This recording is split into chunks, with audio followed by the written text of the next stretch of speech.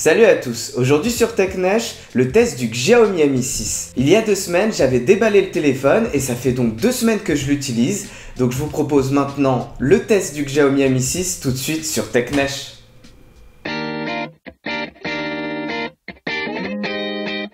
Premier point que j'ai aimé sur ce Xiaomi Mi 6, c'est son design et son format. Il est très proche du design du Xiaomi Mi 5S, mais je le trouve beaucoup plus réussi, surtout que je l'ai pris en noir cette fois-ci.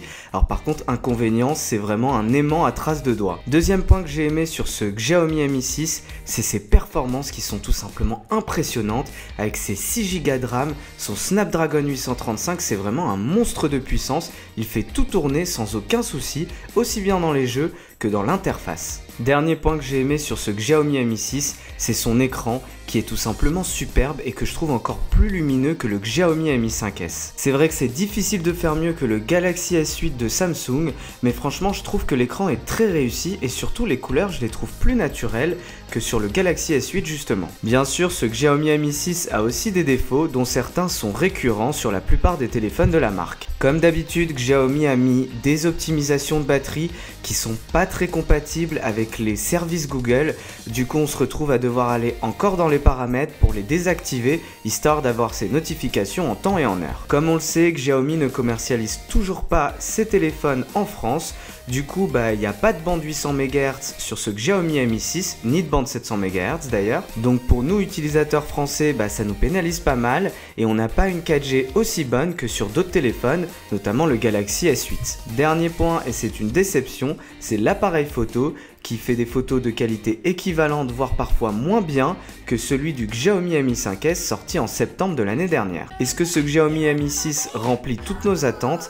Pas complètement, et surtout son prix est plus élevé que celui du Xiaomi Mi 5S à sa sortie puisqu'on trouve à pas moins de 400 €. C'est parti pour le test détaillé. On commence par les caractéristiques techniques de ce Xiaomi Mi 6. Il est équipé d'un écran Full HD de 5,15 pouces LCD, un Snapdragon 835, 6 Go de RAM, 64 ou 128 Go de stockage selon le modèle, un double appareil photo de 12 mégapixels et une batterie de 3350 mAh. Et tout ça pour 400 €, enfin en France, puisqu'en Chine on le trouve à 360 €, ce qui est 60 ou 100 € plus cher que le Xiaomi Mi 5S à sa sortie. Comme je l'ai dit dans le test flash, le design du Xiaomi Mi 6 est très réussi, même s'il attire beaucoup les traces de doigts. On retrouve sur la tranche droite du téléphone le bouton power et les boutons volume. Sur le haut de l'appareil, on retrouve un micro et surtout un port infrarouge, ce qui est plutôt rare sur les téléphones actuels. Sur la tranche gauche, le tiroir SIM, avec comme d'habitude chez Xiaomi la possibilité de mettre 2 SIM, mais pas d'extension SD. Sur le bas de l'appareil, on retrouve la grille de haut-parleur et le port USB type C.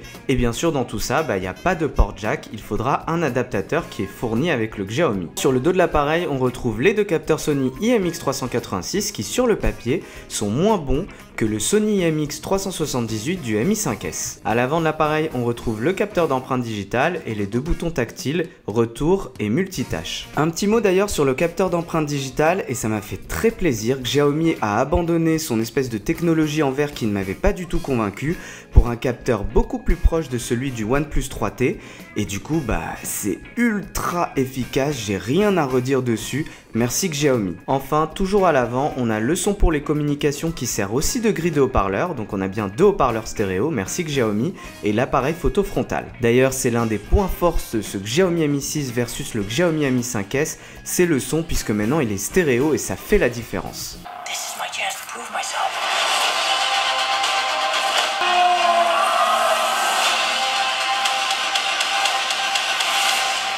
Niveau interface, ce Xiaomi Mi 6 est beaucoup plus rapide que le Xiaomi Mi 5S. J'ai vu directement la différence entre les 6 Go de RAM versus les 3 de mon Xiaomi Mi 5S et surtout le Snapdragon 835. C'est ultra fluide, il n'y a rien à redire. C'est vraiment hyper agréable à utiliser en dehors des problèmes d'optimisation de la batterie évidemment. En plus du processeur, Xiaomi a mis de la mémoire UFS 2.1 et inutile de dire que l'installation des applications est ultra rapide, y compris celles qui font plus de 700 mO, et ça c'est vraiment agréable pour le coup. Cette sensation de fluidité et de performance se retrouve bien évidemment dans les jeux avec Real Racing 3 par exemple, qui est très fluide et qui tourne sans aucun accroc avec des graphismes très détaillés. Ce résultat se retrouve aussi dans les benchmarks puisque sur Antutu on obtient un score de 145 000 points, ce qui est énorme versus un Xiaomi Mi 5S par exemple qui faisait moins de 120 000 points. Comme je l'ai dit dans le test flash concernant l'appareil photo, j'ai été un peu déçu, autant que Xiaomi m'avait impressionné avec son Mi 5S qui embarquait un appareil photo haut de gamme au prix de 300 €, même si c'était pas tout à fait maîtrisé d'un point de vue logiciel, mais là on se retrouve avec des appareils photo milieu de gamme, et du coup la qualité photo est bonne, mais sans être exceptionnelle, et parfois on se retrouve même avec des photos de moins bonne qualité en basse luminosité que le Mi 5S. Le zoom optique x2 est une fonction que je trouve personnellement assez gadget, par contre pour ceux qui l'utilisent, il faut savoir que le stabilisateur optique est moins efficace quand on est en mode x2. Dernier point de mon test, c'est la batterie qui est aussi bonne, voire légèrement meilleure que le Xiaomi Mi 5S, donc pour ce format, c'est tout simplement très bon, j'ai rien à redire de ce point de vue. Est-ce qu'il faut craquer pour ce Xiaomi Mi 6 ? Je suis assez partagé parce que d'un côté on a un téléphone qui pour 400 € a des caractéristiques très haut de gamme et qui est vraiment très agréable à utiliser, et de l'autre on a toujours les mêmes contraintes, il faut l'importer de Chine, la bande des 800 MHz est absente, et surtout l'interface elle n'est pas faite pour les services Google Play puisque par défaut elle ne vient pas avec, et ça se ressent. Dernier point, l'appareil photo a été une déception pour moi puisque le Xiaomi Mi 5S, j'avais été vraiment très surpris par la qualité de l'appareil photo, même si l'interface logicielle était encore à parfaire, mais là sur ce Xiaomi Mi 6, le double appareil photo n'apporte finalement pas grand chose, et puis la qualité est équivalente voire un peu en dessous de celle du Mi 5S. Le test du Xiaomi Mi 6 c'est terminé. Si vous avez aimé ma vidéo, n'oubliez pas de mettre un pouce vers le haut qui se trouve juste en bas de la vidéo, sinon faites-le moi savoir dans les commentaires. La semaine prochaine on aura encore d'autres technologies et d'autres téléphones, mais en attendant je vous dis à bientôt sur TechNesh.